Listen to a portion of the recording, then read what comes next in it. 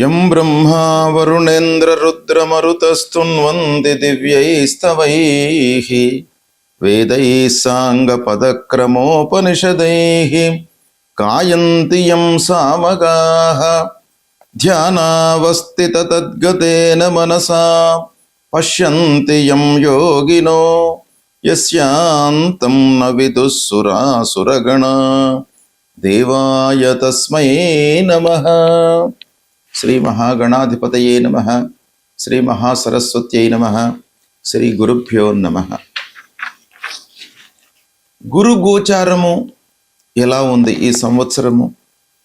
ప్రధానంగా గురువు యొక్క సంచారము చాలా ప్రభావాన్ని చూపిస్తుంది జాతకుని పైన. అన్ని రంగాలలో అన్ని విధాలుగా గురువు యొక్క ప్రభావము ఉంటుంది కనుక గురువు యొక్క స్థానము ఏ స్థానంలో సంచరిస్తున్నాడు, మనకు ఏ రాశిలో ఉంటున్నాడు అనేటువంటిది చాలా మనకు అత్యంత ప్రధానమైనటువంటి అంశం. గురువు ముఖ్యంగా పూర్ణ శుభుడు, సంపూర్ణ శుభగ్రహము. కాబట్టి అలాంటి గురువు యొక్క సంచారము ద్వాదశ రాశుల వారికి ఎలా ఉంది అనే విషయాన్ని మనం తెలుసుకునే ముందు, ఈ సంవత్సరము గురువు రాశిత్రయ సంచారం చేస్తున్నాడు. అంటే 3 రాశులలో సంచరిస్తున్నాడు. జూన్ 2వ తారీఖు వరకు మిథున రాశిలో సంచరిస్తున్నాడు. తదనంతరం కర్కాటక రాశిలోకి ప్రవేశిస్తున్నాడు. అక్టోబర్ 31 వరకు కర్కాటక రాశిలో ఉంటూ మళ్ళీ సింహరాశిలోకి ప్రవేశిస్తున్నాడు. ఇలా 3 రాశులలో సంచరించడం అనేటువంటిది చాలా అరుదుగా సంభవిస్తుంది. ప్రతి సంవత్సరం ఇలాంటిది జరగదు. అప్పుడప్పుడు 12 సంవత్సరాలకు ఒకమారు అలా జరిగే అవకాశాలు ఉంటాయి రాశిత్రయ సంచారం కనుక ఇది ప్రాధాన్యాన్ని సంతరించుకుంటున్నటువంటి సంచారం. అయితే ఈ సంవత్సరము గురువు 2 జూన్ 2026 రోజున రాత్రి 1:45 అంటే 1వ తారీఖు నాడు అర్ధరాత్రి దాటిన తర్వాత 1:45 నిమిషాలకు కర్కాటక రాశిలోకి ప్రవేశించి 31 అక్టోబర్ 2026 వరకు కర్కాటక రాశిలో సంచరిస్తున్నాడు. కర్కాటక రాశి బృహస్పతికి ఉచ్చస్థానం, అంటే ఉచ్చస్థానంలో సంచరిస్తున్నాడు అన్నమాట ఈ సమయం లోపల. అయితే ప్రవేశించినటువంటి సమయంలో మూలా నక్షత్రము ధనుస్సు రాశిలో సంచరిస్తున్నాడు. పునర్వసు 4వ పాదం, పుష్యమి 1, 2, 3, 4 పాదాలలో, ఆశ్లేష 1, 2, 3, 4 పాదాలలో సంచరిస్తున్నాడు అన్నమాట ఈ సమయం లోపల. అయితే ఈ కాలము మేషాది ద్వాదశ రాశుల వారికి ఎలాంటి ప్రభావాన్ని ఇస్తుంది అనే విషయాన్ని మనము కూలంకషంగా విశ్లేషించి తెలుసుకుందాం. మిథున రాశి వారికి గురు గోచారము ఎలా ఉంది అనే విషయాన్ని మనం చూసినట్టయితే 2 జూన్ 2026 నుండి 31 అక్టోబర్ 2026 మధ్యకాలంలో గురువు కర్కాటక రాశిలో సంచరిస్తున్నాడు. కర్కాటక రాశి గురువు ఉచ్చస్థానంలో సంచరిస్తున్నాడు. అయితే మిథున రాశి వారికి ఎలా ఉంటుంది అనే విషయాన్ని మనం చూసినట్టయితే మిథున రాశికి అధిపతి బుధుడు. గురువు సంచరిస్తున్నటువంటి కర్కాటక రాశికి అధిపతి చంద్రుడు. బుధుడు చంద్రుడు శత్రుగ్రహాలు, అంటే శత్రు స్థానంలో సంచరిస్తున్నాడు.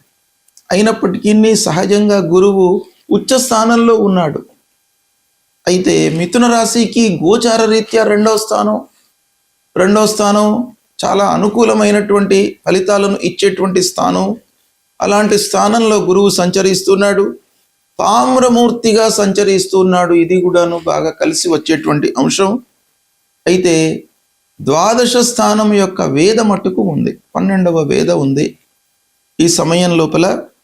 కనుక వీటన్నిటినీ కూడాను మనము క్రోడీకరించి చూసినట్టయితే ఫలితం ఎలా ఉంటుంది అని అంటే, ధనస్థానంలో గురువు సంచారం, ఆర్థిక పరిస్థితి మెరుగవుతుంది, రావలసినటువంటి డబ్బు చేతికి అందుతుంది, ఆదాయము ఇబ్బంది లేదు, లోటు లేదు. ఇక కుటుంబం లోపల సౌఖ్యము వెల్లివిరుస్తుంది. వాతావరణం మీకు అనుకూలంగా ఉంటుంది. కొంత శత్రువుల వలన, గిట్టని వారి వలన కొంత ఇబ్బందులు మీకు తలెత్తే అవకాశాలు ఒక పక్కన ఉన్నాయి. దాన్ని మీరు కొంత జాగ్రత్తగా చూసుకున్నట్టయితే అది ఓవర్కమ్ అయ్యే అవకాశాలు ఉన్నాయి. ఇకపోతే మంచి సమయస్ఫూర్తితో మీరు నిర్ణయాలు తీసుకుంటారు. కొంత ఖర్చులు మట్టుకు పెరిగేటువంటి అవకాశాలు ఉన్నాయి.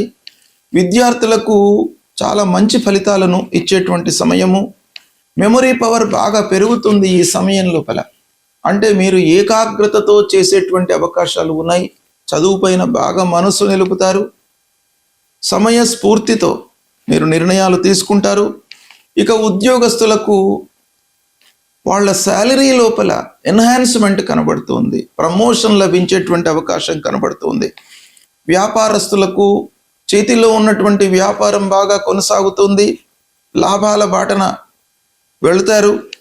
కొత్త ఆదాయ మార్గాలు మీకు కనబడతాయి. చేస్తూ ఉన్నటువంటి వ్యాపారంతో పాటుగా కొత్త వ్యాపారాలు మీరు చేయాలి అనేటువంటి ఒక మనస్తత్వం మీ లోపల డెవలప్ అవుతుంది. దానికి అనుగుణంగా కూడాను మీకు సమయం కలిసి వస్తుంది.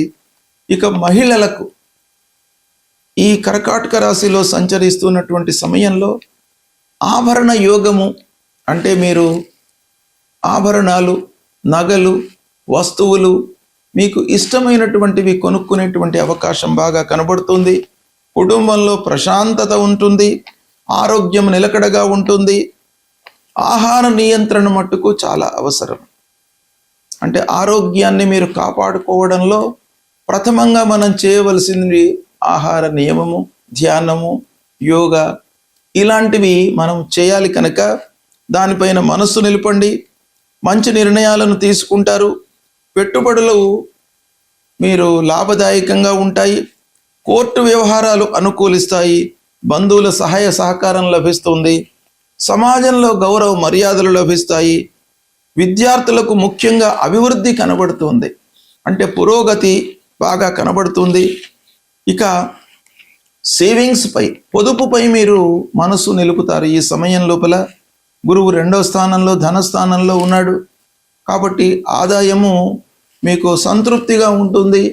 సేవింగ్స్ పైన మనసు నిలుపుతారు. ఇక మిత్రులతో చాలా సంతోషంగా ఉంటారు. చిన్ననాటి మిత్రులను కలుసుకోవడము, ఆత్మీయులతో చర్చించడము, ఇలాంటి వాటి మూలకంగా మీరు చాలా సంతృప్తికరంగా గడుపుతారు. ఇకపోతే కుటుంబ విస్తరణ కనబడుతుంది. అంటే కుటుంబంలో కొత్త మెంబర్ యాడప్ అయ్యేటువంటి అవకాశాలు ఉంటాయి. అంటే సంతాన యోగము ఇండైరెక్ట్గా మనకు ఈ సమయంలో కలిగేటువంటి అవకాశాలు ఉన్నాయి. శుభవార్త వింటారు. ఎన్నో రోజుల నుంచి ఎదురు చూస్తున్నటువంటి వారికి ఈ సమయం అనుకూలం. వివాహ యోగం కూడాను ఈ సమయంలో మీకు అనుకూలిస్తుంది. మొత్తం మీద కొంత ఖర్చులు ఉన్నప్పటికీ చాలా అనుకూలమైనటువంటి ఫలితాలు ఈ సమయంలో గోచరిస్తున్నాయి. కాబట్టి దీన్ని మీరు సద్వినియోగపరచుకోండి. శుభ ఫలితాలను పొందుతారు. సంపూర్ణ శుభగ్రహమైనటువంటి గురువు ఉచ్చ స్థానంలో సంచరించడం మూలకంగా సహజంగా అన్ని రాసుల వారికి ఎంతో కొంత మంచి ఫలితాన్ని ఇచ్చేటువంటి అవకాశాలు ఉంటాయి. అయితే స్థాన బలం కూడాను, అంటే గోచార రీత్యా ఏ స్థానంలో ఉన్నాడు అనేటువంటిది కూడాను మనకు ప్రధానమైనటువంటి అంశం. అంతేకాకుండా ఆ గురువు సంచరిస్తున్నటువంటి రాష్ట్రాధిపతికి, మనము జన్మించినటువంటి రాష్ట్రాధిపతికి ఎలాంటి సంబంధం ఉంది? మిత్రత్వం ఉందా, శత్రుత్వం ఉందా, సమత్వం ఉందా? ఈ విషయం కూడాను మనకు ఫలితం లోపల డామినేట్ చేస్తుంది. అంతేకాకుండా గురువు ప్రవేశమైనటువంటి సమయంలో చంద్రుడు ఉన్నటువంటి రాశి మూలకంగా మనకు కలిగేటువంటి మూర్తి నిర్ణయము, స్వర్ణమూర్తి, రజితమూర్తి, తామ్రమూర్తి, లోహమూర్తి, ఇలాంటి స్వభావము మనకు ఆ ప్రవేశ సమయం మూలకంగా కలుగుతుంది. తర్వాత గురువు ఏదైనా పాపగ్రహాల యొక్క వేద ఉందా, ఇవన్నీ కూడాను మనం లెక్కలోకి తీసుకొని పరిహారాలను మనం చేసుకోవాలి. అయితే గురువు ముఖ్యంగా పరిహారం ఏం చేసుకోవాలి? గురువు ప్రతికూలంగా ఉన్నప్పుడు అనంటే గురువు 2, 5, 7, 9, 11 స్థానాలలో సంచరిస్తున్నటువంటి సమయంలో శుభ ఫలితాలను ఇస్తాడు. స్థాన బలం బాగా ఉంటుంది ఈ స్థానాలలో సంచరిస్తున్నప్పుడు. ఇక మిగతా స్థానాలలో అంటే 1, 3, 4, 6, 8, 12, 10, 12 ఈ స్థానాలలో సంచరిస్తున్నప్పుడు ప్రతికూలమైనటువంటి ఫలితాలను ఇస్తాడు. అందులో 4వ స్థానము 1వ స్థానము కొంత మధ్యస్థంగా ఉంటుంది. వీటన్నిటిని కూడాను పరిగణించి మనం చూసినట్టయితే గురువుకు పరిహారం చేసుకోవాలి. దత్తాత్రేయ స్వామిని కొలవడము, గురువు యొక్క మూలమంత్రాన్ని పఠించడము. గురువు యొక్క మూలమంత్రము ఏంటి? దేవానాంచ ఋషీణాంచ గురుం కాంచన సన్నిభం వందనీయం త్రిలోకానాం తం నమామి బృహస్పతిం అనేటువంటి మూలమంత్రాన్ని ప్రతినిత్యం కూడాను చదువుకోండి. దక్షిణామూర్తి స్తోత్ర పారాయణం చేయండి. గురవే నమః అనేటువంటి మామూలుగా మీరు ఒక మూలమంత్రాన్ని మీరు చదువుకోండి. చదువుకున్నట్టయితే గురువు యొక్క అనుగ్రహం లభిస్తుంది. అన్నిటికంటే కూడాను ముఖ్యమైనటువంటిది గురుర్ బ్రహ్మ గురుర్ విష్ణు గురుర్దేవో మహేశ్వర గురు సాక్షాత్ పరబ్రహ్మ తస్మై శ్రీ గురవే నమః. గురువులను మీరు పూజించండి.